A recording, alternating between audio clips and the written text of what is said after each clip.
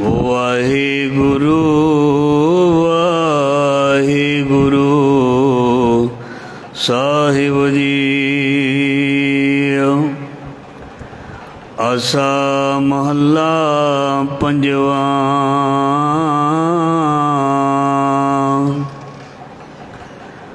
ਗੁਰਪੁਰੈ ਰਾਖਿਆ ਦੇਹਾਤ, ਪ੍ਰਗਟ ਭਇਆ ਜਨ ਕਾ ਪ੍ਰਤਾਪ। ਗੁਰ ਗੁਰ ਜਪੀ ਗੁਰੂ ਗੁਰ ਧਿਆਇ,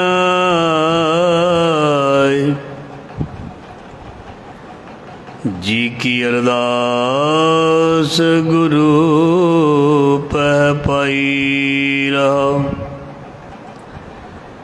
ਸ਼ਰਨ ਪਰੇ ਸਾਚੇ ਗੁਰਦੇਵ,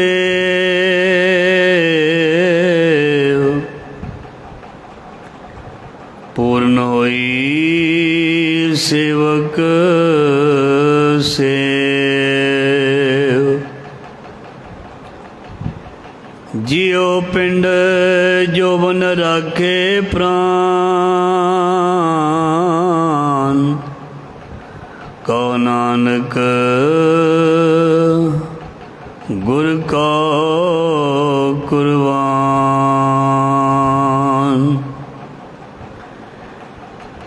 ਮੈਂ ਤਾਣ ਦੀਵਾਨ ਤੂੰ ਹੈ ਮੇਰੇ ਸੁਆਮੀ, ਮੈਂ ਤੁਧ ਆਗੇ ਅਰਦਾਸ।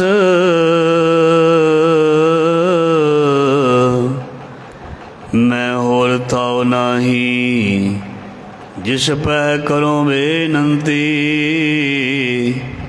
ਮੇਰਾ ਦੁੱਖ ਸੁਖ ਤੁਝ ਹੀ ਪਾਸ।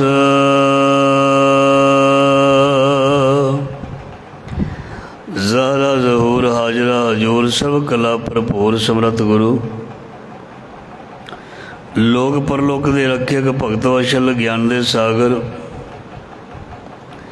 ਗੁਰੂਆਂ ਦੇ ਗੁਰੂ ਧੰਨ ਧੰਨ ਸ੍ਰੀ ਗੁਰੂ ਗ੍ਰੰਥ ਸਾਹਿਬ ਮਹਾਰਾਜ ਜੀ ਦੀ ਪਾਵਨ ਪਵਿੱਤਰ ਗੋਦ ਹਜ਼ੂਰੀ ਦੇ ਵਿੱਚ ਗੁਰੂ ਸ਼ਬਦ ਦੇ ਨਾਲ ਜੁੜ ਬੈਠੀ ਜੁੜ ਰਹੀ ਸਾਧ ਸੰਗਤ, ਧੰਦਾ ਦੇ ਯੋਗ ਵਡ ਭਾਗੇ ਹਾਂ। ਗੁਰੂ ਸਾਹਿਬ ਨੇ ਮਿਹਰ ਕਿਰਪਾ ਦਇਆ ਕੀਤੀ ਹੈ, ਜੀਵਨ ਦੇ ਅਨਮੋਲ ਸਵਾਸਾਂ ਨੂੰ ਸਫਲ ਕਰਨ ਦਾ ਸਮਾਂ ਬਖਸ਼ਿਆ। ਆਪਣੀ ਜ਼ਿੰਦਗੀ ਦੇ ਵਿੱਚ ਸਾਨੂੰ ਇੱਕ ਮੌਕਾ ਦਿੱਤਾ, ਉਹ ਮੌਕਾ ਜਿਹੜਾ ਮਨੁੱਖ ਦੀ ਸਾਰੀ ਹੀ ਜ਼ਿੰਦਗੀ ਨੂੰ ਸਫਲ ਕਰ ਸਕਦਾ। ਉਹ ਸਮਾਂ ਜੋ ਮਨੁੱਖ ਦੇ ਜੀਵਨ ਨੂੰ ਖੁਸ਼ਹਾਲ ਕਰ ਸਕਦਾ, ਉਹ ਜ਼ਿੰਦਗੀ ਜਿਸ ਨੂੰ ਮਾਲਕ ਖੁਸ਼ੀਆਂ ਦੇ ਨਾਲ ਭਰ ਸਕਦਾ, ਉਹਦੇ ਲਈ ਸਾਨੂੰ ਗੁਰੂ ਸਾਹਿਬ ਨੇ ਸਮਾਂ ਬਖਸ਼ਿਆ, ਮੌਕਾ ਦਿੱਤਾ। ਖੁਸ਼ੀਆਂ ਦੇ ਨਾਲ ਜ਼ਿੰਦਗੀ ਦਾ ਭਰਨਾ ਮਹਾਰਾਜ ਜੀ ਦੀ ਮਿਹਰ ਸਦਕਾ ਹੈ। ਲੱਖ ਖੁਸ਼ੀਆਂ ਪਾਤਸ਼ਾਹੀਆਂ ਜੇ ਸਤਿਗੁਰ ਨਦਰ ਕਰੇ, ਨਿਮਕ ਏਕ ਹਰ ਨਾਮ ਦੇ ਮੇਰਾ ਮਨ ਤਨ ਸ਼ੀਤਲ ਹੋਏ। ਸੋ ਮਹਾਰਾਜ ਜੀ ਮਿਹਰ ਕਰਨ, ਸਾਨੂੰ ਅੰਦਰੋਂ ਬਾਹਰੋਂ ਨਿਰਮਲ ਕਰਕੇ ਸਾਡੇ ਮਨ ਦੀਆਂ ਸ਼ੁਭ ਭਾਵਨਾਵਾਂ ਮਹਾਰਾਜ ਜੀ ਪੂਰੀਆਂ ਕਰਦੇ ਨੇ। ਕਿਉਂਕਿ ਅਸੀਂ ਹਮੇਸ਼ਾ ਸਰਵਣ ਕਰਦੇ ਹਾਂ, ਸਾਡੀ ਜਿਹੜੀ ਅਰਜ਼ ਹੁੰਦੀ ਹੈ ਉਹਦੇ ਪਿੱਛੇ ਸਾਡੀ ਗਰਜ ਹੁੰਦੀ ਹੈ। ਅਰਜ਼ ਅਸੀਂ ਗ੍ਰਸਤੀ ਲੋਕ ਕਰਦੇ ਹੀ ਗਰਜ ਵਾਸਤੇ ਹਾਂ। ਸੋ ਜਿਸ ਦੀ ਅਰਜ਼ ਸਹੀ ਹੈ, ਉਸ ਦੀ ਗਰਜ ਵੀ ਪੂਰੀ ਹੋ ਜਾਂਦੀ ਹੈ। ਜਿਸ ਦਾ ਧਿਆਨ, ਜਿਸ ਦਾ ਗਿਆਨ ਸਹੀ ਹੈ, ਉਸ ਦੀ ਮਨੋਕਾਮਨਾ ਪੂਰੀ ਹੋ ਜਾਂਦੀ ਹੈ। ਜਿਸ ਦੇ ਅੰਦਰ ਬਿਰਹੋਂ ਵਿਰਾਗ ਨੇਮ ਪ੍ਰੇਮ ਹੈ, ਉਸ ਦੀ ਵੀ ਬੇਨਤੀ ਮਾਲਕ ਦੇ ਦਰ 'ਤੇ ਕਬੂਲ ਹੋ ਜਾਂਦੀ ਹੈ। और जो कबूल हो जाता है उसकी जिंदगी जिहड़ी है दूसरे नालों वक्री हुंदी है, वक्री। जो मालक नाल जुड़ जाता है उसदे जीवन का रंग न्यारा ते प्यारा हुंदा है। वो दूसरिਆਂ ਦੇ नाल रलदा नहीं, दूसरिਆਂ ਦੇ नाल रलदा नहीं। वो किवें? शक्ल सूरत करके नहीं, सुभाव करके। उसदे कोल सुभाव सीरत ऐसी हुंदी है कि वो सारिਆਂ ਨੂੰ ही अपना बना लैंदा है। वो सारिਆਂ ਵਿੱਚ ही मालक ਨੂੰ ਵੇਖ ਲੈਂਦਾ है। वो सारिਆਂ ਨੂੰ ही प्यार ਤੇ सत्कार दे ਦਿੰਦਾ है। सो इस लई वो मनुख दुनिया दे विच दूसरे मनुखों नालों वखरा अड जां उसकी पहचान वखरी हुंदी है। वखरी पहचान वाला इंसान वखरे सुभाव दा हुंदा है। वखरी पहचान वाला इंसान वखरे विचारां वाला हुंदा है। वक्रे विचार का मतलब जां सुभाव का मतलब गुरमत के अनुसार जीवन जाच जां जीवन शैली, जिसका जीवन गुरु जां गुरमत के मुताबिक है, वो कुदरती ही दूसरे के नालों डिफरेंट होएगा ही होएगा, वखरा होएगा ही होएगा। एक इंसान ने उठ के इशनान किया, नहाता धोता है, ਉਹਦਾ चेहरा तो एक जिसने बिल्कुल अजे तक कोई बुरश भी नहीं किया, कोई दातन कुरला नहीं किया, ਉਹਦੇ ਵਿੱਚ ਤੇ फर्क तो जरूर लगेगा ही लगेगा। जिसने क्रिया कर ली, इशनान कर लिया, और उस तो बाद गुरु महाराज जी कहते हैं कर इशनान सिमर प्रभ अपना मन तन भय अरोगा। जिसने इशनान करने तो बाद गुरु नूं याद कर लिया होएगा, वो सतगुरु जी कहते हैं तन मन करके जिहड़ा है वो तंदुरुस्त हो जाएगा, निर्मल हो जाएगा।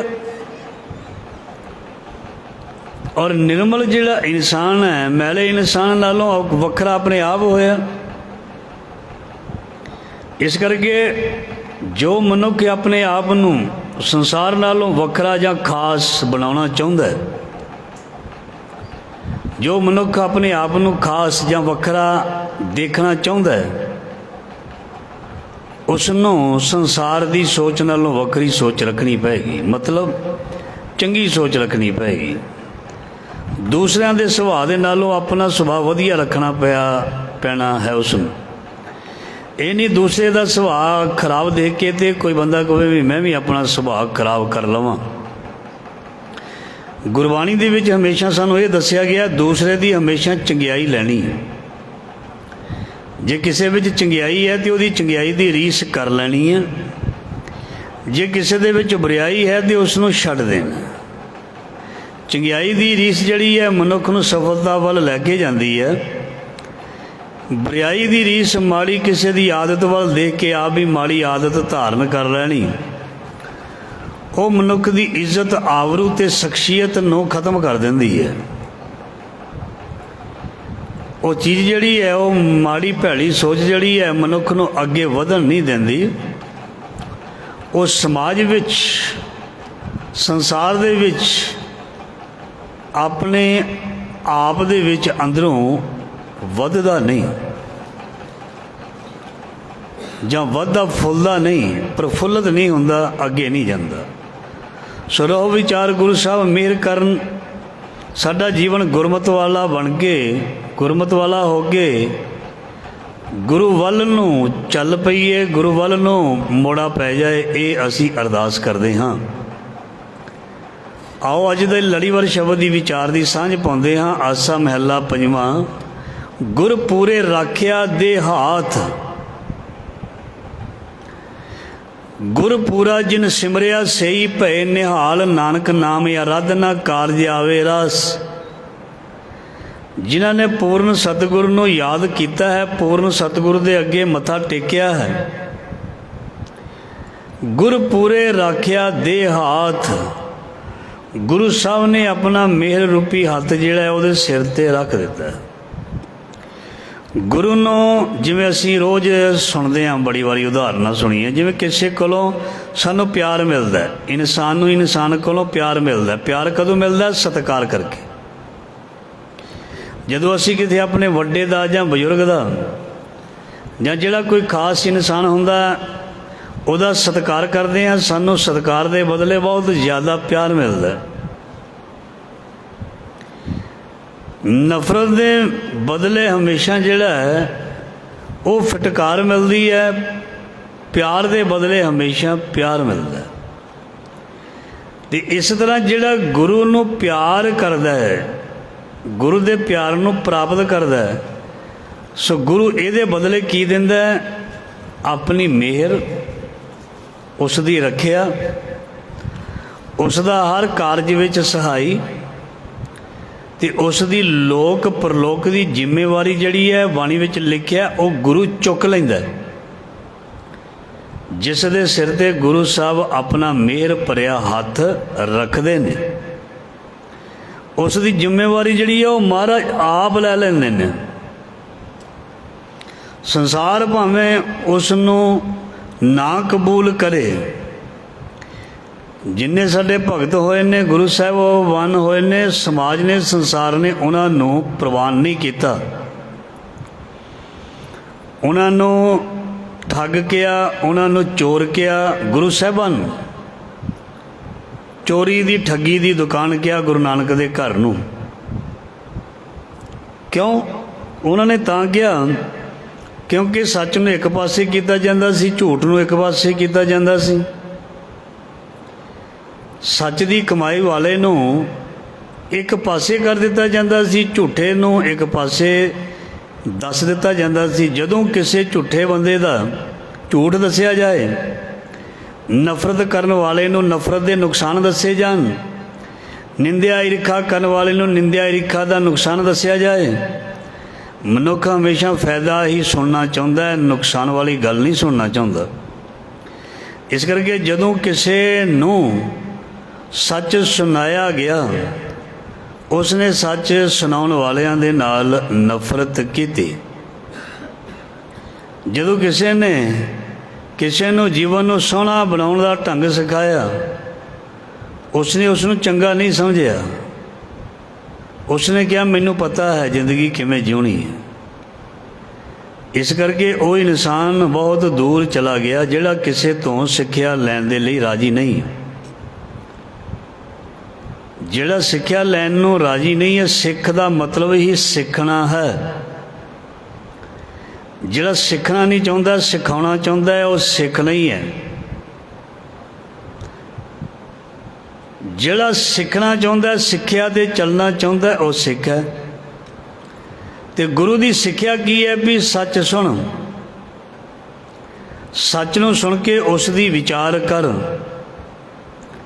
ਇਸ ਕਰਕੇ ਅਸੀਂ ਗੁਰਮਤ ਅਨੁਸਾਰ ਸ਼ਬਦ ਦੀ ਵਿਚਾਰ ਜਿਹੜੀ ਹੈ ਰੋਜ਼ ਕਰੀਦੀ ਹੈ, ਤਾਂ ਜੋ ਸਾਨੂੰ ਸ਼ਬਦ ਦੀ ਸਮਝ ਲੱਗ ਸਕੇ ਔਰ ਸਾਨੂੰ ਜੀਵਨ ਦੇ ਵਿੱਚ ਕਦੇ ਵੀ ਕਿਸੇ ਭਰਮ ਵਹਿਮ ਦੇ ਵਿੱਚ ਨਾ ਪੈਣਾ ਪਵੇ।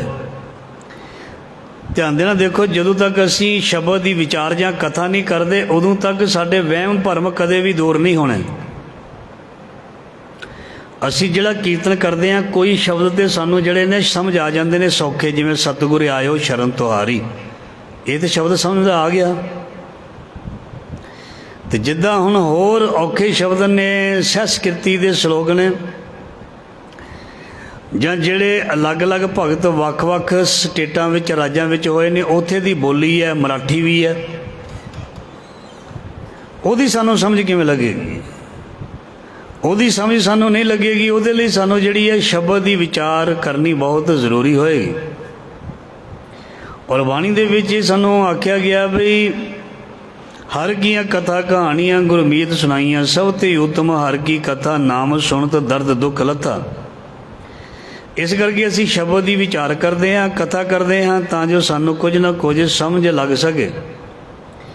ਜਦੋਂ ਸ਼ਬਦ ਦੀ ਵਿਚਾਰ ਹੋਣੀ ਹੈ, ਉਦੋਂ ਸ਼ਬਦ ਵਿੱਚ ਸਾਨੂੰ ਰਾਹ ਦੱਸਿਆ ਗਿਆ। ਜਦੋਂ ਕੋਈ ਸਾਨੂੰ ਰਾਹ ਦੱਸਦਾ, ਸਾਨੂੰ ਨਾਲ ਹੀ ਇੰਸਟਰਕਸ਼ਨਸ, ਹਦਾਇਤਾਂ ਦਿੱਤੀਆਂ ਜਾਂਦੀਆਂ ਨੇ ਜਦੋਂ ਕਿਸੇ ਨੇ ਬਾਹਰਲੇ ਮੁਲਕ ਨੂੰ ਜਾਣਾ ਹੈ ਤਾਂ ਉਹਨੂੰ ਕਿੰਨੀਆਂ ਹਦਾਇਤਾਂ ਦੀ ਪਾਲਣਾ ਕਰਨੀ ਪੈਂਦੀ ਹੈ। ਜਿਹੜਾ ਕੋਈ ਆਪਣੇ ਬੈਗ ਦੇ ਵਿੱਚ ਸਮਾਨ ਲੈ ਕੇ ਜਾਂਦਾ ਉਹਨੂੰ ਕਿੰਨੀਆਂ ਹਦਾਇਤਾਂ ਪੜ੍ਹਨ ਨੂੰ ਦਿੱਤੀਆਂ ਜਾਂਦੀਆਂ ਹਨ ਵੀ ਇਸ ਬੈਗ ਦੇ ਵਿੱਚ ਇਹ ਸਮਾਨ ਹੋਣਾ ਚਾਹੀਦਾ, ਇਹ ਨਹੀਂ ਹੋਣਾ ਚਾਹੀਦਾ। ਜੇ ਕੋਈ ਬੰਦਾ ਕਹੇ ਵੀ ਏਅਰਪੋਰਟ ਵਾਲੇ ਤਾਂ ਗਲਤ ਕਰਦੇ ਨੇ, ਕੋਈ ਗਲਤ ਸਮਾਨ, ਕੋਈ ਤਿੱਖੀ ਨੋਕਦਾਰ ਚੀਜ਼ ਆਪਣੀ ਜੇਬ ਵਿੱਚ ਲਿਜਾ ਕੇ ਦੇਖੋ ਨਾਲ ਹੀ ਕੱਢ ਦਿੰਦੇ ਨੇ, ਚਾਬੀ ਤੱਕ ਵੀ, ਸਿੱਕੇ ਤੱਕ ਵੀ। ਉਹ ਹਦਾਇਤਾਂ ਨੇ ਨਾ। ਜੇ ਅਸੀਂ ਉਸ ਹਦਾਇਤ ਨੂੰ ਮੰਨਾਂਗੇ ਤਾਂ ਹੀ ਜਹਾਜ਼ 'ਤੇ ਚੜ੍ਹ ਸਕਾਂਗੇ ਨਾ, ਸਾਡਾ ਸਮਾਨ ਵੀ ਤਾਂ ਹੀ ਜਮ੍ਹਾਂ ਹੋ ਸਕੇਗਾ, ਨਹੀਂ ਤਾਂ ਉੱਥੇ ਹੀ ਖੋਲ੍ਹ ਕੇ ਉਹ ਖਿਲਾਰ ਦਿੰਦੇ ਨੇ। ਵਾਹਿਗੁਰੂ ਨਾਮ ਵੀ ਜਹਾਜ਼ ਹੈ, ਇਹਦੇ ਉੱਤੇ ਵੀ ਮਹਾਰਾਜ ਉਹਨੂੰ ਫੜ ਫੜ ਕੇ ਚੜ੍ਹਦੇ ਨੇ ਜਿਹਦੇ ਜੀਵਨ ਦੇ ਵਿੱਚੋਂ ਸਾਰੀਆਂ ਕਮੀਆਂ ਦੂਰ ਹੋ ਗਈਆਂ ਹੋਣਗੀਆਂ। ਅਤੇ ਉਹ ਕਮੀਆਂ ਨੂੰ ਦੂਰ ਕੌਣ ਕਰਦਾ? ਸਾਡਾ ਉਸਤਾਦ, ਸਾਡਾ ਗੁਰੂ, ਸਾਡਾ ਮਾਲਕ।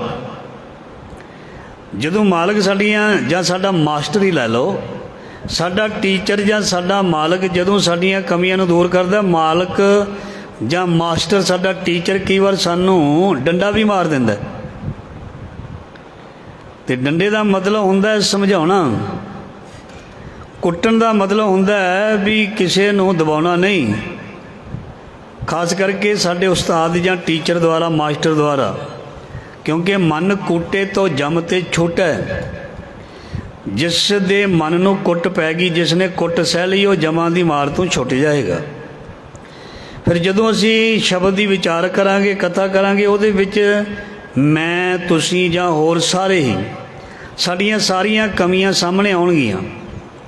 ਅਤੇ ਜਦੋਂ ਸਾਡੀਆਂ ਸਾਰਿਆਂ ਦੀਆਂ ਕਮੀਆਂ ਸਾਹਮਣੇ ਆਉਣਗੀਆਂ, ਕਿਸੇ ਨੂੰ ਆਪਣੀਆਂ ਕਮੀਆਂ ਚੰਗੀਆਂ ਲੱਗਣੀਆਂ ਨੇ, ਕਿਸੇ ਨੂੰ ਮਾੜੀਆਂ ਲੱਗਣੀਆਂ ਨੇ, ਕਿਸੇ ਨੂੰ ਲੱਗਣਾ ਵੀ ਇਹ ਗੱਲ ਠੀਕ ਨਹੀਂ ਹੈ, ਕਿਸੇ ਨੂੰ ਲੱਗਣਾ ਵੀ ਇਹ ਗੱਲ ਬਹੁਤ ਸੋਹਣੀ ਹੈ। ਧਿਆਨ ਦੇਣਾ, ਕਿਸੇ ਨੂੰ ਸ਼ਬਦ ਦੀ ਵਿਚਾਰ ਦੇ ਵਿੱਚ ਇੰਝ ਲੱਗਣਾ ਵੀ ਇਹ ਗੱਲ ਬਿਲਕੁਲ ਗਲਤ ਹੈ, ਕਿਸੇ ਨੂੰ ਲੱਗਣਾ ਇਹ ਬਿਲਕੁਲ ਸਹੀ ਹੈ। ਕਿਉਂਕਿ ਜਿਸ ਵਿੱਚ ਕਮੀ ਹੋਏਗੀ, ਜਦੋਂ ਉਸ ਨੂੰ ਉਹ ਗੱਲ ਸੁਣਨ ਨੂੰ ਆਉਣੀ ਹੈ ਅਤੇ ਉਸ ਨੂੰ ਉਹ ਬੁਰੀ ਲੱਗਣੀ ਹੈ। ਜਿਵੇਂ ਅੱਗੇ ਵੀ ਮੈਂ ਬੜੀ ਵਾਰ ਬੇਨਤੀ ਕੀਤੀ ਹੈ, ਬਾਣੀ ਦੇ ਵਿੱਚ ਨਸ਼ੇ ਦੀ ਬਹੁਤ ਗੱਲ ਕੀਤੀ ਹੈ। ਜੇ ਮੈਂ ਹੁਣ ਨਸ਼ੇ ਦੀ ਗੱਲ ਕਰਦਾ, ਵਿਚਾਰ ਗੁਰਬਾਣੀ ਦੇ ਨਾਲ, ਬਾਣੀ ਦਾ ਸ਼ਲੋਕ ਵੀ ਪੜ੍ਹਦਾ ਹਾਂ, ਅਤੇ ਜਿਹੜਾ ਇਨਸਾਨ ਨਸ਼ਾ ਕਰਦਾ ਉਸ ਨੂੰ ਉਹ ਮਾੜਾ ਲੱਗਣਾ। ਜੇ ਹੁਣ ਗੁਰਬਾਣੀ ਦੇ ਵਿੱਚ ਨਿੰਦਿਆ ਦੀਆਂ ਪੰਕਤੀਆਂ ਆਉਂਦੀਆਂ ਹਨ, ਜੇ ਨਿੰਦਿਆ ਦੀ ਵਿਚਾਰ ਕਰਦੇ ਹਾਂ, ਜਿਹੜਾ ਕੋਈ ਇਨਸਾਨ ਨਿੰਦਿਆ ਕਰਦਾ ਉਸ ਨੂੰ ਬੁਰਾ ਲੱਗਣਾ ਵੀ ਇਹ ਚੀਜ਼ ਚੰਗੀ ਨਹੀਂ ਹੈ। ਅਤੇ ਉਸਨੇ ਕਦੇ ਇਹ ਵੀ ਕਹਿ ਦੇਣਾ ਵੀ ਕਥਾ ਨਾ ਕਰਿਆ ਕਰੋ, ਕੀਰਤਨ ਹੀ ਕਰਿਆ ਕਰੋ, ਇੱਦਾਂ ਵੀ ਕੋਈ ਕਹਿ ਦਿੰਦਾ। ਜਦ ਕਿ ਕੀਰਤਨ, ਕਥਾ, ਨਿਤਨੇਮ, ਬਾਣੀ ਸਾਰੇ ਹੀ ਸਾਡੇ ਇੱਕ ਅੰਗ ਹਨ, ਜ਼ਰੂਰੀ ਹਨ। ਆਮ ਅਸੀਂ ਇਤਿਹਾਸਕ ਗੁਰਦੁਆਰਿਆਂ ਵਿੱਚ ਦੇਖਦੇ ਹਾਂ, ਪਹਿਲਾਂ ਨਿਤਨੇਮ ਹੁੰਦਾ, ਫਿਰ ਆਸਾ ਦੀ ਵਾਰ ਹੁੰਦੀ ਹੈ, ਫਿਰ ਉਹਨਾਂ ਤੋਂ ਬਾਅਦ ਇੱਕ ਕਥਾਵਾਚਕ ਉਹਨਾਂ ਨੇ ਰੱਖਿਆ ਹੁੰਦਾ, ਫਿਰ ਕਥਾ ਹੁੰਦੀ ਹੈ ਸ਼ਬਦ ਦੀ, ਜਿਵੇਂ ਮੰਜੀ ਸਾਹਿਬ ਤੋਂ ਹੁੰਦੀ ਹੈ। ਅਤੇ ਸਾਡੇ ਆਮ ਨਗਰਾਂ ਵਿੱਚ, ਪਿੰਡਾਂ ਦੇ ਵਿੱਚ, ਗੁਰਦੁਆਰਿਆਂ ਵਿੱਚ ਇੰਨੇ 3 ਮੈਂਬਰ ਨਹੀਂ ਰੱਖੇ ਜਾ ਸਕਦੇ ਵੀ ਕਥਾਵਾਚਕ ਵੱਖਰਾ ਹੋਵੇ, ਰਾਗੀ ਢਾਡੀ ਵੱਖਰਾ ਹੋਵੇ। ਸੋ ਇਸ ਕਰਕੇ ਜੇ ਕੋਈ ਗੁਰੂ ਦਾ ਵਜ਼ੀਰ ਸਾਰੀਆਂ ਚੀਜ਼ਾਂ ਜਾਣਦਾ, ਉਹਨੂੰ ਸਾਰੀਆਂ ਚੀਜ਼ਾਂ ਉਹ ਜਿਹੜੀਆਂ ਦੱਸਣੀਆਂ ਚਾਹੀਦੀਆਂ ਨੇ। ਹੁਣ ਅਸੀਂ ਗੁਰੂ ਘਰ ਦੇ ਵਿੱਚ ਨਿਤਨੇਮ ਵੀ ਪੂਰਾ ਕਰਦੇ ਹਾਂ, 5 ਬਾਣੀਆਂ ਵੀ ਪੜ੍ਹਦੇ ਹਾਂ, ਨਹੀਂ ਤਾਂ ਇਕੱਲੀਆਂ ਵੀ 5 ਬਾਣੀਆਂ ਪੜ੍ਹੀਆਂ ਜਾ ਸਕਦੀਆਂ ਹਨ, ਹੌਲੀ ਹੌਲੀ ਲਮਕਾ ਕੇ, ਪ੍ਰਕਾਸ਼ ਲੇਟ ਕਰਕੇ। ਪਰ ਸਾਨੂੰ ਸ਼ੌਂਕ ਹੈ ਵੀ ਗੁਰਬਾਣੀ ਦਾ ਕੀਰਤਨ ਵੀ ਕੀਤਾ ਜਾਵੇ, 5 ਬਾਣੀਆਂ ਵੀ ਪੜ੍ਹੀਆਂ ਜਾਣ, ਥੋੜ੍ਹਾ ਸੁਖਮਨੀ ਸਾਹਿਬ ਵੀ ਪੜ੍ਹਿਆ ਜਾਵੇ। ਨਹੀਂ ਤਾਂ ਇੰਨਾ ਲੰਮਾ ਕੰਮ ਕੋਈ ਨਹੀਂ ਕਰਦਾ। ਇਹ ਜਿਸ ਨੂੰ ਰੱਬ ਦੀ ਤਾਂਘ ਹੈ, ਇੱਛਾ ਹੈ, ਉਹੀ ਕਰਦਾ। ਸੋ ਇਸ ਕਰਕੇ ਤੁਹਾਡੇ ਨਾਲ ਸਾਰੀ ਸ਼ਬਦ ਦੀ ਵਿਚਾਰ, ਕੀਰਤਨ ਵੀ, ਕਥਾ ਵੀ, ਔਰ ਗੁਰਬਾਣੀ ਦਾ ਨਿਤਨ ਵੀ, ਸਾਰਾ ਕੁਝ ਸਾਂਝਾ ਕਰੀਦਾ। ਇਹ ਸ਼ੌਂਕ ਦੇ ਨਾਲ, ਪ੍ਰੇਮ ਦੇ ਨਾਲ ਕਰੀਦਾ, ਨਾ ਕਿ ਕੋਈ ਬੋਝ ਸਮਝ ਕੇ। ਸੋ ਇਹਦਾ ਆਨੰਦ ਆਉਂਦਾ। ਇਸ ਕਰਕੇ ਹੈ ਵੀ ਬਹੁਤ ਜ਼ਰੂਰੀ, ਸਮਝਣਾ ਬਹੁਤ ਜ਼ਰੂਰੀ ਹੈ। ਪਹਿਲਾਂ ਸਾਨੂੰ ਇਹ ਇੰਗਲਿਸ਼ ਦਾ ਪੀਰੀਅਡ ਜਿਹੜਾ ਖਾਸ ਕਰਕੇ ਲੱਗਦਾ ਹੁੰਦਾ ਸਾਡੇ ਸਕੂਲਾਂ 'ਚ, ਪਹਿਲਾਂ ਇੰਗਲਿਸ਼ ਦੇ ਵਿੱਚ ਉਹ ਸਾਰਾ ਸਾਨੂੰ ਲੈਸਨ ਪੜ੍ਹਾਉਂਦੇ ਨੇ। ਫਿਰ ਟੀਚਰ ਮਾਸਟਰ, ਜੇ ਅਸੀਂ ਪੰਜਾਬੀ ਹਾਂ ਤਾਂ ਪੰਜਾਬੀ ਵਿੱਚ ਉਹਦਾ ਮਤਲਬ ਦੱਸਦਾ ਵੀ ਇਹਦਾ ਮਤਲਬ ਇਹ ਹੈ। ਜੇ ਇਕੱਲੀ ਅੰਗਰੇਜ਼ੀ ਪੜ੍ਹਾਈ ਜਾਏ ਅਤੇ ਪੰਜਾਬੀ ਨਾ ਦੱਸੀ ਜਾਏ ਸਾਨੂੰ, ਤਾਂ ਸਾਨੂੰ ਪੰਜਾਬੀਆਂ ਨੂੰ ਅੰਗਰੇਜ਼ੀ ਦਾ ਪਤਾ ਹੀ ਨਹੀਂ ਲੱਗਣਾ। ਉਸ ਨੂੰ ਖੁੱਲ੍ਹ ਕੇ ਦੱਸਿਆ ਜਾਂਦਾ ਹੈ। ਇਸੇ ਤਰ੍ਹਾਂ ਬਾਕੀ ਸਬਜੈਕਟ ਨੇ, ਉਹਨਾਂ ਨੂੰ ਵੀ ਪੜ੍ਹਾ ਕੇ ਉਹਦੇ ਬਾਅਦ ਵਿੱਚ ਉਸ ਚੀਜ਼ ਨੂੰ, ਫਾਰਮੂਲੇ ਨੂੰ ਉਦਾਹਰਨਾਂ ਦੇ ਕੇ ਸਮਝਾਇਆ ਜਾਂਦਾ ਵੀ ਇਹਨੂੰ ਪੱਕਾ ਕਰੋ। ਇਹਨੂੰ ਦ੍ਰਿੜ ਕਰੋ। ਤੇ ਗੁਰਬਾਣੀ ਦੇ ਵਿੱਚ ਵੀ ਪੰਕਤੀ ਮਹਾਰਾਜ ਜੀ ਪਹਿਲਾਂ ਪੜ੍ਹਦੇ ਨੇ, ਸਾਨੂੰ ਦੱਸਦੇ ਨੇ ਬੋਲ ਕੇ, ਤੇ ਫਿਰ ਸਾਨੂੰ ਉਦਾਹਰਨਾਂ ਦਿੰਦੇ ਨੇ। ਕਦੀ ਇਹ ਦਰਿਆਵਾਂ ਦੀਆਂ ਦੇ ਦਿੰਦੇ ਨੇ, ਕਦੀ ਸਮੁੰਦਰ ਦੀ ਦੇ ਦਿੰਦੇ ਨੇ, ਕਦੀ ਜੀਵ ਜੰਤੂ ਪਸ਼ੂਆਂ ਪੰਛੀਆਂ ਦੀਆਂ, ਕਾਵਾਂ ਦੀਆਂ, ਗਧਿਆਂ ਦੀਆਂ, ਹੋਰ ਪਤਾ ਨਹੀਂ ਕਿੰਨੇ ਕੁ ਜਾਨਵਰ ਨੇ, ਉਹਨਾਂ ਦੀਆਂ ਵੀ ਉਦਾਹਰਨਾਂ ਦੇ ਜਾਂਦੇ ਨੇ ਮਹਾਰਾਜ। ਦਰਖਤਾਂ ਦੀਆਂ ਉਦਾਹਰਨਾਂ, ਪਸ਼ੂਆਂ ਦੀਆਂ, ਪੰਛੀਆਂ ਦੀਆਂ, ਜਾਂ ਹੋਰ ਚੀਜ਼ਾਂ ਪਤਾ ਨਹੀਂ ਕਿੰਨੀਆਂ ਕੁ ਸੰਸਾਰ ਵਿੱਚ ਗਿਣਤੀ ਨਹੀਂ ਕੀਤੀ ਜਾ ਸਕਦੀ, ਸਾਰਿਆਂ ਦੀਆਂ ਉਦਾਹਰਨਾਂ। ਜੰਗਲ ਦੀ ਉਦਾਹਰਨ, ਪਹਾੜ ਦੀ ਉਦਾਹਰਨ, ਮੋਰ ਦੀ ਉਦਾਹਰਨ, ਇਹ ਸਾਰੀਆਂ ਦੇ ਕੇ ਸਾਨੂੰ ਸਮਝਾਉਂਦੇ ਨੇ ਵੀ ਜੀਵਨ ਕਿਵੇਂ ਦਾ ਹੋਣਾ ਚਾਹੀਦਾ। ਇਹ ਸਾਨੂੰ ਸ਼ਬਦ ਦੀ ਵਿਚਾਰ ਰਾਹੀਂ ਪਤਾ ਲੱਗਦਾ। ਸੋ ਗੁਰੂ ਸਾਹਿਬ ਜੀ ਫਰਮਾਨ ਕਰ ਰਹੇ ਨੇ, ਕਹਿੰਦੇ ਗੁਰ ਪੂਰੇ ਰਾਖਿਆ ਦੇ ਹਾਥ, ਗੁਰ ਪੂਰੇ ਰਾਖਿਆ ਦੇ ਹਾਥ। ਗੁਰੂ ਨੇ ਉਸ ਦੇ ਸਿਰ ਤੇ ਹੱਥ ਰੱਖ ਦਿੱਤਾ ਜਿਹੜਾ ਗੁਰੂ ਵੱਲ ਮੁਖ ਕਰਕੇ ਆਇਆ। ਪ੍ਰਗਟ ਭਇਆ ਜਨ ਕਾ ਪ੍ਰਤਾਪ, ਜਿਸ ਦੇ ਸਿਰ ਤੇ ਗੁਰੂ ਨੇ ਹੱਥ ਧਰਿਆ, ਮਹਾਰਾਜ ਕਹਿੰਦੇ ਉਸ ਦੀ ਵਡਿਆਈ ਸਾਰੇ ਪਾਸੇ ਹੋਣੀ ਸ਼ੁਰੂ ਹੋ ਗਈ। ਭਾਈ ਗੁਰਦਾਸ ਜੀ ਨੇ ਭਗਤ ਰਵਿਦਾਸ ਜੀ ਬਾਰੇ ਲਿਖਿਆ, ਲੋਕੀ ਉਹਨਾਂ ਨਾਲ ਇੰਨੀ ਨਫ਼ਰਤ ਕਰਦੇ ਸੀ, ਪਰ ਭਗਤ ਭਗਤ ਜਗ ਵੱਜਿਆ। ਵੱਜੇ ਦਾ ਮਤਲਬ ਹੁੰਦਾ ਢੋਲ ਵੱਜਦਾ ਹੁੰਦਾ, ਨਗਾਰਾ ਵੱਜਦਾ ਹੁੰਦਾ। ਢੋਲ ਦੀ ਆਵਾਜ਼ ਤੇ ਨਗਾਰੇ ਦੀ ਆਵਾਜ਼ ਜਿਹੜੀ ਬੜੀ ਦੂਰ ਤੱਕ ਜਾਂਦੀ ਹੈ। ਗੁਰੂ ਅਰਜਨ ਦੇਵ ਜੀ ਕਹਿੰਦੇ ਨੇ ਪ੍ਰਗਟ ਭਇਆ ਜਨ ਕਾ ਪ੍ਰਤਾਪ, ਤੇ ਭਾਈ ਗੁਰਦਾਸ ਜੀ ਕਹਿੰਦੇ ਨੇ ਭਗਤ ਭਗਤ ਜਨ ਵੱਜਿਆ, ਚੌ ਚੱਕਾਂ ਦੇ ਵਿੱਚ ਚਮਰੇਟਾ।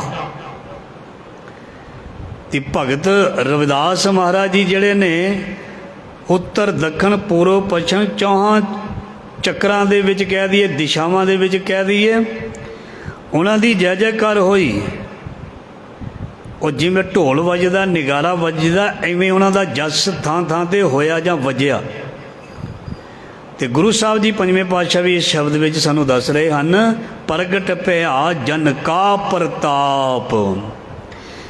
ਤੇ ਜਿਸ ਦੇ ਸਿਰ 'ਤੇ ਮਹਾਰਾਜ ਨੇ ਹੱਥ ਰੱਖਿਆ ਨਾ, ਮਹਾਰਾਜ ਜੀ ਕਹਿੰਦੇ ਉਹਦੀ ਵਡਿਆਈ, ਉਹਦੇ ਜੀਵਨ ਦਾ ਪ੍ਰਭਾਵ ਸਾਰੇ ਪਾਸੇ ਹੀ ਪੈਣਾ ਸ਼ੁਰੂ ਹੋ ਗਿਆ। ਧਿਆਨ ਦੇਣਾ, ਚੰਗਿਆਈ ਬੰਦਾ ਕਮਾਉਂਦਾ ਹੈ ਆਪਣੇ ਦੇ ਲਈ। ਧਿਆਨ ਦੇਣਾ, ਅਸੀਂ ਚੰਗੀ ਚੀਜ਼ ਕਮਾਉਂਦੇ ਹਾਂ, ਚੰਗਿਆਈ ਆਪਣੇ ਲਈ ਕਮਾਉਂਦੇ ਹਾਂ, ਪਰ ਉਹ ਚੰਗਿਆਈ ਜਿਹੜੀ ਹੈ ਇੱਕ ਸੁਨੇਹੇ ਦੇ ਰੂਪ ਦੇ ਵਿੱਚ, ਮੈਸੇਜ ਦੇ ਰੂਪ ਦੇ ਵਿੱਚ ਸਾਡੇ ਪਰਿਵਾਰ ਵਿੱਚ, ਸਾਡੇ ਸਮਾਜ ਵਿੱਚ ਇੱਕ ਸੁਨੇਹਾ ਬਣ ਕੇ ਜਾਂਦੀ ਹੈ। ਹਰ ਬੰਦੇ ਦੀ ਚੰਗਿਆਈ ਉਸ ਦੀ ਕੌਮ ਦੇ ਵਿੱਚ, ਉਸ ਦੇ ਸਮਾਜ ਦੇ ਵਿੱਚ, ਉਸ ਦੇ ਰਿਸ਼ਤੇਦਾਰਾਂ ਦੇ ਵਿੱਚ, ਉਸ ਦੇ ਪਰਿਵਾਰ ਦੇ ਵਿੱਚ ਇੱਕ ਪੋਜ਼ੀਟਿਵ ਸੁਨੇਹਾ ਲੈ ਕੇ ਸਾਰਿਆਂ ਦੇ ਕੋਲ ਜਾਂਦੀ ਹੈ। ਜੇ ਦੇਖੋ, ਸੋਚ ਤੇ ਅਸੀਂ ਚੰਗੀ ਕਮਾਈ, ਚੰਗੀ ਚੀਜ਼ ਤੇ ਅਸੀਂ ਧਾਰਨ ਕੀਤੀ, ਪਰ ਉਹਦਾ ਕਿੰਨਾ ਪੋਜ਼ੀਟਿਵ ਅਸਰ ਦੂਜੇ ਤੱਕ ਚਲਾ ਗਿਆ। ਇਹ ਨੈਚੁਰਲੀ ਹੈ। ਸੁਗੰਧੀ ਬਹੁਤ ਫੈਲਦੀ ਹੈ, ਹੋਵੇ ਸੁਗੰਧੀ, ਨਕਲੀ ਨਾ ਹੋਵੇ। ਤੇ ਗੁਰੂ ਸਾਹਿਬ ਜੀ ਕਹਿੰਦੇ ਪ੍ਰਗਟ ਭਇਆ ਜਨ ਕਾ ਪ੍ਰਤਾਪ, ਤੇ ਉਹ ਭਗਤ ਦਾ ਪ੍ਰਤਾਪ ਬੜੀ ਦੂਰ ਦੂਰ ਤੱਕ ਚਲਾ ਗਿਆ ਜਾਂ ਚਲਾ ਜਾਂਦਾ ਹੈ। ਗੁਰ ਗੁਰ ਜਪੀ ਗੁਰੂ ਗੁਰ ਧਿਆਈ, ਮੈਂ ਸਦਾ ਹੀ ਗੁਰੂ ਨੂੰ ਯਾਦ ਕਰਦਾ ਹਾਂ ਜਾਂ ਕਰਾਂ, ਔਰ ਸਦਾ ਹੀ ਉਸ ਦਾ ਧਿਆਨ ਧਰਦਾ ਹਾਂ ਜਾਂ ਧਰਾਂ। ਜੀ ਕੀ ਅਰਦਾਸ ਗੁਰੂ ਪਹਿ ਪਾਈ ਰਹੋ। ਮੈਂ ਆਪਣੇ ਅੰਦਰ ਦੀ ਜਿਹੜੀ ਅਰਦਾਸ ਸੀ ਜਾਂ ਮੇਰੀ ਜਿਹੜੀ ਮੰਗ ਸੀ, ਮੇਰੀ ਜਿਹੜੀ ਚਾਹਤ ਸੀ, ਉਸ ਗੁਰੂ ਸਾਹਿਬ ਜੀ ਕਹਿੰਦੇ ਮੈਂ ਆਪਣੇ ਮਾਲਕ ਜਾਂ ਆਪਣੇ ਗੁਰੂ ਤੋਂ ਹੀ ਪ੍ਰਾਪਤ ਕੀਤੀ। ਮੈਨੂੰ ਜੋ ਕੁਝ ਚਾਹੀਦਾ ਸੀ ਮੈਂ ਉਹ ਆਪਣੇ ਗੁਰੂ ਤੋਂ ਹੀ ਪ੍ਰਾਪਤ ਕੀਤਾ। ਜੀ ਕੀ ਅਰਦਾਸ ਗੁਰੂ ਪਹਿ ਪਾਈ। ਮੇਰੀ ਜਿਹੜੀ ਲੋੜ ਸੀ ਮੈਨੂੰ, ਕਿਉਂਕਿ ਅਸੀਂ ਲੋੜਵੰਦ ਲੋਕ ਹਾਂ, ਸਾਡੀਆਂ ਬਹੁਤ ਸਾਰੀਆਂ ਲੋੜਾਂ ਹਨ, ਗ੍ਰਸਤੀ ਬੰਦੇ ਦੀਆਂ ਕੁੱਲੀ ਗੁੱਲੀ ਜੁੱਲੀ ਇਹ ਸਾਡੀਆਂ ਲੋੜਾਂ ਹਨ। ਸੋ ਇਸ ਕਰਕੇ ਮਹਾਰਾਜ ਜੀ ਕਹਿੰਦੇ ਨੇ ਵੀ ਇਹ ਸ਼ਰਨ ਪਰੇ ਸਾਚੇ ਗੁਰਦੇਵ, ਪੂਰਨ ਹੋਈ ਸੇਵਕ ਸੇਵ। ਤੇ ਮਹਾਰਾਜ ਜੀ ਦੇ ਚਰਨਾਂ ਦੇ ਵਿੱਚ, ਸ਼ਰਨ ਦੇ ਵਿੱਚ ਜੁੜਨ ਵਾਲਾ, ਆਉਣ ਵਾਲਾ, ਬੈਠਣ ਵਾਲਾ, ਮੰਨਣ ਵਾਲਾ, ਪੂਰਨ ਹੋਈ ਸੇਵਕ ਸੇਵ। ਤੇ ਸਾਡੀ ਜਿਹੜੀ ਘਾਲ ਕਮਾਈ ਜਿਹੜੀ ਹੈ ਉਹ ਸਿਰੇ ਚੜ੍ਹ ਜਾਂਦੀ ਹੈ, ਮਤਲਬ ਉਹ ਪ੍ਰਵਾਨ ਹੋ ਜਾਂਦੀ ਹੈ, ਉਸ ਨੂੰ ਭਾਗ ਲੱਗ ਜਾਂਦੇ ਨੇ, ਉਸ ਨੂੰ ਫਲ ਲੱਗ ਜਾਂਦੇ ਨੇ। ਕਿਸ ਨੂੰ? ਜਿਨ ਸਤਿਗੁਰ ਕੀ ਆਗਿਆ ਸਤ ਸਤ ਕਰ ਮਾਨੀ। ਉਹਨਾਂ ਦੀ ਅਰਦਾਸ ਨੂੰ, ਉਹਨਾਂ ਦੀ ਬੇਨਤੀ ਨੂੰ, ਉਹਨਾਂ ਦੇ ਆਇਆਂ ਨੂੰ, ਉਹਨਾਂ ਦੇ ਝੁਕਿਆਂ ਨੂੰ, ਉਹਨਾਂ ਦੀ ਸੇਵਾ ਕੀਤੀ ਨੂੰ ਗੁਰੂ ਸਾਹਿਬ ਜੀ ਕਹਿੰਦੇ ਨੇ ਭਾਗ ਲੱਗ ਜਾਂਦੇ ਹਨ। ਪੂਰਨ ਹੋਈ ਸੇਵਕ ਸੇਵ। ਆਖਰੀ ਪੰਕਤੀ, ਜੀਓ ਪਿੰਡ ਜੋਬਨ ਰਾਖੇ ਪ੍ਰਾਨ। ਗੁਰੂ ਨੇ ਹੀ ਸਾਡੀ ਜਿੰਦ ਨੂੰ ਬਚਾ ਕੇ ਰੱਖਿਆ, ਸਾਡੇ ਪ੍ਰਾਣਾਂ ਨੂੰ ਬਚਾ ਕੇ ਰੱਖਿਆ, ਸਾਡੇ ਸਰੀਰ ਨੂੰ, ਸਾਡੀ ਜਵਾਨੀ ਨੂੰ। ਜਿੱਥੇ ਜੋਬਨ ਦਾ ਮਤਲਬ ਸਰੀਰਕ ਪਾਵਰ ਹੈ, ਤਾਕਤ। ਉਹ ਬਚਪਨ ਤੋਂ ਲੈ ਕੇ ਬੁਢਾਪੇ ਤੱਕ ਜੋ ਵੀ ਸਾਡੀ ਐਨਰਜੀ ਹੈ, ਇਹ ਸਾਰੀ ਜਿਹੜੀ ਹੈ ਮਾਲਕ ਤੋਂ ਸਾਨੂੰ ਮਿਲਦੀ ਹੈ। ਧਿਆਨ ਦੇਣਾ, ਆਮ ਅਸੀਂ ਇਹ ਪੜ੍ਹਦੇ ਹਾਂ, ਸੁਣਦੇ ਹਾਂ, ਦੇਖਦੇ ਹਾਂ, ਐਨਰਜੀ ਸਾਨੂੰ ਖਾਣ ਵਾਲੀਆਂ ਚੀਜ਼ਾਂ ਤੋਂ ਪ੍ਰਾਪਤ ਹੁੰਦੀ ਹੈ। ਇਹਦੇ ਵਿੱਚ ਵੀ ਕੋਈ ਸ਼ੱਕ ਨਹੀਂ, ਖਾਣ ਵਾਲੀਆਂ ਚੀਜ਼ਾਂ ਤੋਂ ਸਾਨੂੰ ਐਨਰਜੀ ਪ੍ਰਾਪਤ ਹੁੰਦੀ ਹੈ। ਪਰ ਧਿਆਨ ਦੇਣਾ, ਜਿਸ ਨੂੰ ਸ਼ਬਦ ਤੋਂ ਐਨਰਜੀ ਪ੍ਰਾਪਤ ਹੁੰਦੀ ਹੈ ਨਾ, ਖਾਣ ਪੀਣ ਵਾਲਾ ਕਈ ਵਾਰ ਰਹਿ ਜਾਂਦਾ, ਉੱਠਿਆ ਨਹੀਂ ਜਾਂਦਾ, ਪਰ ਜਿਸ ਦੇ ਅੰਦਰ ਸ਼ਬਦ ਦੀ ਐਨਰਜੀ ਹੁੰਦੀ ਹੈ, ਦੁਨੀ ਚੰਦ ਵਰਗੇ ਤੇ ਭੱਜ ਜਾਂਦੇ ਨੇ ਹਾਥੀ ਦਾ ਮੁਕਾਬਲਾ ਕਰਨ ਤੋਂ, ਪਰ ਭਾਈ ਬਚਿੱਤਰ ਸਿੰਘ ਦੇ ਅੰਦਰ ਸ਼ਬਦ ਦੀ ਕਮਾਈ, ਉਹਦੀ ਐਨਰਜੀ ਹੈ। ਉਹ ਇੱਕ ਹਲਕੇ ਜਿਹੇ ਸਰੀਰ ਦਾ ਸਿੱਖ ਜਿਹੜਾ ਹੈ, ਉਹ ਹਾਥੀ ਦੇ ਨਾਲ ਮੁਕਾਬਲਾ ਕਰਨ ਦੇ ਲਈ ਕਾਹਲਾ ਪੈਂਦਾ। ਦੁਨੀ ਚੰਦ ਘਰ ਜਾਣ ਨੂੰ ਕਾਹਲਾ ਪੈਂਦਾ ਗੁਰੂ ਦਾ ਹੁਕਮ ਸੁਣ ਕੇ, ਅਤੇ ਸਰੀਰ ਉਹਦਾ ਬਹੁਤ ਤਕੜਾ, ਖਾਂਦਾ ਪੀਂਦਾ ਉਹ ਬਹੁਤ ਹੈ, ਰੋਟੀ ਵੀ ਉਹਦੀ 3-4 ਬੰਦਿਆਂ ਦੀ ਬਰਾਬਰ ਹੈ, ਪਰ ਉਹਦੇ ਨਾਲ ਉਹਦੀ ਐਨਰਜੀ ਥੋੜ੍ਹਾ ਆਈ, ਉਹਦੇ ਨਾਲ ਉਹਦਾ ਆਤਮਿਕ ਬਲ ਥੋੜ੍ਹਾ ਵਧਿਆ। ਉਹਦਾ ਖਾ ਖਾ ਕੇ ਆਤਮਿਕ ਬਲ ਕਮਜ਼ੋਰ ਹੋ ਗਿਆ। ਸਰੀਰ ਭਾਵੇਂ ਤਕੜਾ ਹੈ, ਜਿਸ ਦੀ ਵਿਲ ਪਾਵਰ ਸਟਰੋਂਗ ਹੋਏਗੀ, ਜਿਸ ਦਾ ਮਨ ਪੱਕਾ ਹੋਏਗਾ, ਉਹ ਭਾਵੇਂ ਕਮਜ਼ੋਰ ਸਰੀਰ ਦਾ ਦਿਸਦਾ ਕਿਉਂ ਨਾ ਹੋਵੇ, ਉਹ ਪਾਸ ਹੋ ਜਾਏਗਾ। ਸੋ ਇਸ ਕਰਕੇ ਗੁਰੂ ਸਾਹਿਬ ਜੀ ਕਹਿੰਦੇ ਨੇ ਜਿਹੜੀ ਸਰੀਰ ਦੀ ਊਰਜਾ ਹੈ, ਜਿੱਥੇ ਸੰਸਾਰਿਕ ਪਦਾਰਥ ਦਿੰਦੇ ਨੇ, ਉੱਥੇ ਗੁਰੂ ਸਾਹਿਬਾਨ ਦੇ ਬਚਨ, ਗੁਰੂ ਦੁਆਰਾ ਆਸ਼ਾਵਾਦੀ ਇੱਕ ਜੀਵਨ, ਔਰ ਗੁਰੂ ਦੀ ਜਿਹੜੀ ਬਖਸ਼ਿਸ਼ ਜਾਂ ਮਿਹਰ ਭਰਿਆ ਹੱਥ ਹੈ, ਇਹ ਸਾਡੇ ਵਿੱਚ ਇੱਕ ਐਸੀ ਕੁਦਰਤੀ, ਜਿਹਨੂੰ ਕਹਿੰਦੇ ਨੇ ਨੈਚੁਰਲੀ, ਐਸੀ ਐਨਰਜੀ ਭਰ ਦਿੰਦਾ ਵੀ ਬੰਦਾ ਕਹਿੰਦਾ ਮੈਨੂੰ ਕੋਈ ਫਿਕਰ ਹੀ ਨਹੀਂ, ਮੈਨੂੰ ਕੋਈ ਪਰਵਾਹ ਹੀ ਨਹੀਂ। ਕਿਉਂ? ਜਦ ਤੂੰ ਮੇਰੇ ਵੱਲ ਹੈ ਤਾਂ ਕਿਆ ਮੁਛੰਦਾ। ਇਹ ਚੀਜ਼ ਕਿੱਥੋਂ ਆਉਂਦੀ ਹੈ? ਗੁਰੂ ਸਾਹਿਬ ਤੋਂ। ਜੀਓ ਪਿੰਡ ਜੋਬਨ ਰਾਖੇ ਪ੍ਰਾਨ। ਸਾਨੂੰ ਬਚਾ ਕੇ ਮਾਲਕ ਰੱਖਦਾ, ਸਾਨੂੰ ਵਧਾ ਕੇ ਮਾਲਕ ਰੱਖਦਾ, ਸਾਨੂੰ ਆਪਣੇ ਕੰਠ ਨਾਲ ਲਾ ਕੇ ਮਾਲਕ ਰੱਖਦਾ। ਇਸ ਕਰਕੇ ਮਾਲਕ ਨੂੰ ਭੁੱਲਣਾ ਨਹੀਂ, ਹਮੇਸ਼ਾ ਯਾਦ ਰੱਖਣਾ। ਸੋ ਜਿਸ ਦੀ ਕਿਰਪਾ ਦੇ ਨਾਲ ਸਭ ਕੁਝ ਭੋਗ ਰਹੇ ਹਾਂ, ਮਾਣ ਰਹੇ ਹਾਂ, ਜਿਸ ਕਾ ਦੀਆ ਪਹਿਨੇ ਖਾਏ ਤਿਸ ਸਿਉ ਆਲਸ ਕਿਉਂ ਬਣੇ ਮੇਰੀ ਮਾਂ। ਮਤਲਬ ਜਿਹਦਾ ਦਿੱਤਾ ਪਹਿਨਦੇ ਹਾਂ, ਖਾਂਦੇ ਹਾਂ, ਉਹਨੂੰ ਯਾਦ ਕਰਨ ਦੇ ਲਈ ਭਾਈ ਆਲਸ ਨਹੀਂ ਕਰਨਾ। ਇਹ ਮਹਾਰਾਜ ਸਾਨੂੰ ਹੁਕਮ ਦਿੰਦੇ ਨੇ, ਕਹੋ ਨਾਨਕ ਗੁਰ ਕਉ ਕੁਰਬਾਨ। ਸੋ ਗੁਰੂ ਅਰਜਨ ਦੇਵ ਪਾਤਸ਼ਾਹ ਜੀ ਕਹਿੰਦੇ, ਮੈਂ ਆਪਣੇ ਮਾਲਕ ਤੋਂ, ਆਪਣੇ ਵੱਡਿਆਂ ਤੋਂ, ਆਪਣੇ ਨਿਰੰਕਾਰ ਤੋਂ ਬਹੁਤ ਬਲਿਹਾਰੀ ਜਾਂਦਾ ਹਾਂ। ਮੈਨੂੰ ਇੰਨਾ ਪਿਆਰਾ ਮੇਰਾ ਮਾਲਕ ਮਿਲਿਆ ਹੋਇਆ, ਮੇਰੇ ਦੁੱਖ ਸੁੱਖ ਦਾ ਸਾਥੀ, ਮੇਰੀ ਜੀਵਨ ਯਾਤਰਾ ਦਾ ਸਾਥੀ, ਔਰ ਮੇਰੀ ਉਸ ਸੂਖਮ ਅਵਸਥਾ ਵਿੱਚ ਸਾਥੀ, ਮੇਰੇ ਸੁਪਨਿਆਂ ਦੇ ਵਿੱਚ ਸਾਥੀ, ਮੇਰੀ ਜਾਗਰਤ ਅਵਸਥਾ ਵਿੱਚ ਸਾਥੀ, ਮੇਰਾ ਦੁੱਖ ਸੁੱਖ ਦੇ ਵਿੱਚ ਸਾਥੀ, ਔਰ ਮੈਂ ਉਸ ਤੋਂ ਬਲਿਹਾਰ ਨੇ ਤੇ ਕੁਰਬਾਨ ਜਾਂਦਾ ਹਾਂ। ਸੋ ਇਸੀ ਅੱਜ ਦੇ ਲੜੀਵਾਰ ਸ਼ਬਦ ਦੀ ਬਹੁਤ ਪਿਆਰੀ ਵਿਚਾਰ ਜੋ ਗੁਰੂ ਸਾਹਿਬ ਨੇ ਮਿਹਰ ਕਿਰਪਾ ਕਰਕੇ ਸੇਵਾ ਲਈ ਹੈ, ਇਸ ਦਾ ਭਾਵ ਅਰਥ ਸਭ ਦੇ ਹਿਰਦਿਆਂ 'ਤੇ ਮਹਾਰਾਜ ਜੀ ਵਸਾਉਣਾ, ਸਭ ਦਾ ਭਲਾ ਕਰਨਾ, ਸਭ ਨੂੰ ਤੰਦਰੁਸਤੀਆਂ ਬਖਸ਼ਣੀਆਂ, ਭੁੱਲਾਂ ਚੁੱਕਾਂ ਦੀ ਖਿਮਾ। ਵਾਹਿਗੁਰੂ ਜੀ ਕਾ ਖਾਲਸਾ, ਵਾਹਿਗੁਰੂ ਜੀ ਕੀ ਫਤਿਹ।